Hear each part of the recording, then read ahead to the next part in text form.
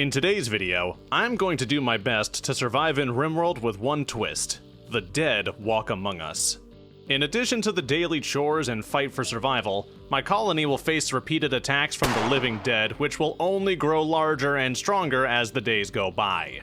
I streamed this content on the channel, so if you're looking for the full VOD, I'll have it in the video description. A huge shout out to the Zombieland mod, which is also in the description. Enjoy. We'll be following the second settlement I tried this with. The first one, they had some difficulties. We start our quest for survival with the pawns I named after myself, my wife, and my co-editor. We arrive in the mountain passes and we immediately set to work. We had silver, medicine, and most importantly, Twinkies. The most delicious, nutritious The most delicious, nutritious meal. Fuck. The most delicious, nutritious. The most delicious, nutritious meal supplement my red, white, and blue heart could ever ask for. Realistically, the tides of zombies are gonna kill everyone long before those sponge cakes can clog their arteries. Cardiovascular health is for people who live more than a few months. I would never put such an unreasonable expectation on my colony. The plan was simple: tunnel into the nearby mountains and build a shelter for everyone. I also built a greenhouse to protect my plants from the undead hordes. My reward for my efforts? My colonists spent the first night sleeping outside on the ground. Normally I wouldn't worry too much about this, but Dan is a psychopath incapable of empathy or compassion. If he has a mental break, it will quickly become everyone else's problem. To keep Dan from butchering everyone in their sleep, I built a cottage next to the greenhouse. I also built a horseshoe pin. In Rimworld, if your people don't play horseshoes at least once a day, they'll become depressed and start eating each other.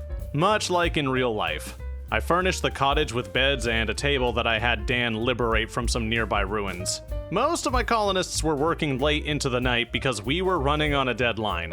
The first wave of zombies was only 8 days away. 8 days to ready my defenses and prepare my people to face the adversary. The roaming tides of the dead. Every little bit of progress would be the difference between survival or becoming one of the shambling corpses roaming this world. The next few days were spent trying to get the basics of survival up and running. All of this talk of flesh-eating monsters was making me realize just how limited the food supplies were. So, we prepared a kitchen. The entire point of building a stone cutting table was to furnish the kitchen floors with, well, actual floors. If any of my fighters got salmonella when the zombies came, we'd have a problem. And it wouldn't just be the enormous piles of vomit Frost would be spilling all over my house. A traveling merchant heard the sounds of my construction and he came to investigate. He seemed friendly, so I sent Danielle to buy all 6 of his Twinkies and whatever medicine he had on him. Good timing as well, because our first predator had homed in on our base. A wild wheat was on the rampage and was gunning for my house. I made the wise decision of giving Frost a loaded gun to fend off the rambunctious rodent. I had low expectations, and luckily, she still found a way to disappoint me.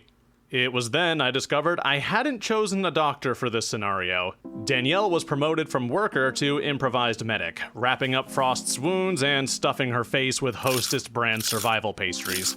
Frost was on her road to recovery, and things were expanding pretty rapidly. Was the colony perfect? No. I had dirt floors, no electricity, and I kept raw meat on the ground. But it was something. Things were so nice that raiders had started coming to take my shit, namely Kago, a strange naked man who somehow made it through the zombie-infested wastelands and arrived at my doorstep. I humanely put him out of his misery, then I humanely decapitated him. I had no way of knowing if he was gonna come back as a zombie or not, so I decided not to risk it.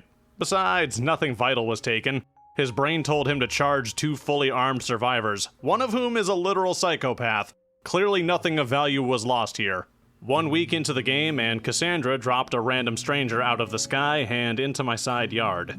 I thought about recruiting her, then I noticed she had the forbidden quirk. Absolutely not, you can go fuck yourself.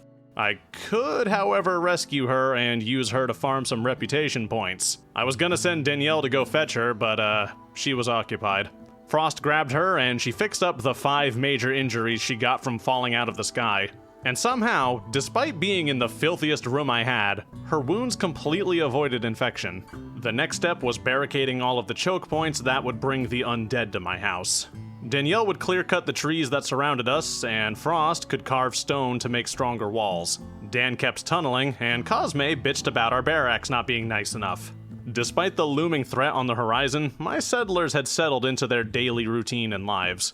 It wouldn't be long until the dead were here at the gates, but my colonists were less than worried. They had more important things to worry about, like Frost ripping down walls while people were trying to sleep. And then, it finally began. On the 1st of Jugust, my first zombie attack had arrived. The dead tore themselves from the soil and, awkwardly jittered around in circles. Reanimation comes with severe Tourette's and Parkinson's, it turns out, and these poor souls were just riddled with it. Cosme decided to let herself out and make a run for it. It went great. I was really worried she was going to reanimate and join the horde, but the zombies were nice enough to take care of that for me. By biting her head off.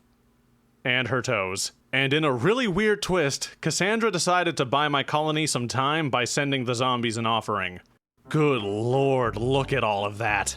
That's a fucking hearty meal right there. The zombies weren't ready. Their rotten bodies had nowhere near enough insulin to stomach that new guest. One by one, they all started dropping as their pancreases ruptured and they abandoned them to a slow, diabetic death. They didn't even eat her. The sight alone was enough to max out their glucose levels and send them into shock. With the zombies dead, I considered grabbing our new guest. Unfortunately, she wasn't mangled enough to stay down, and she decided to limp back home. Understandable. I'm sure they'll fix the rocket pods by the time you get home, girl. What are the odds they'll smash you into a mountainside twice? Pirates are known for their humane and ethical experiments, after all, especially the ones that involve launching people into the stratosphere. But on the off chance you change your mind, I've made a shame cell for you. Dan was wrapping up the mountain base just in time for a heat wave. My poor man was soaking in ball sweat and cave dust, so we sent him for a nap. No shower, no bath, dude didn't even towel off. You know it smells fucking crazy in there. Speaking of crotch rot, the zombies informed me I had a new guest. Meet Frog. Frog's a fucking piece of shit. This is the worst man I've ever had the displeasure of meeting. There is conflict in the Middle East because of how vile this man is. Children are starving in Africa because of his existence. Some man out there just caught his foreskin in his zipper, and God is my witness, Frog is responsible for the surprise circumcision. So, Frost shot him in the dick, and then he lit himself on fire. After he died, I had her snort his wake up and get back to fortifying my walls. Because of Frog's distraction, I didn't notice the zombies had busted down a wall and gotten into my perimeter. Not ideal. I've got one rifle, one revolver, and two of the dumbest motherfuckers I could find to use them both. Not the best situation. So, while Frost and Dan fought for their lives, Danielle stared at a wall and watched my yard catch on fire. Dan and Frost were separated and desperately kiting the zombies.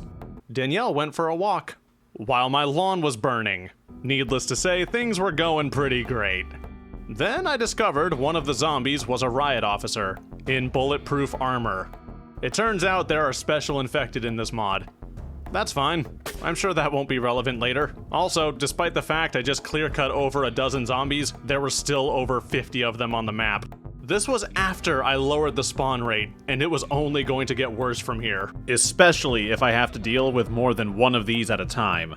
The only real upside for now is the zombies will despawn if I survive long enough. The problem with that is I can't go outside and do jack diddly dick while the roaming hordes are stumbling around my borders. But that's gonna be a problem for later. For now, thank you all so much for watching. If you enjoyed this video, remember to leave a like and consider subscribing to this channel. A huge thanks to my backers on Patreon. You're the Twinkies I use to keep myself up in these troubling times. More content on the way, so stay tuned. Thank you all again, and I'll see you all next time.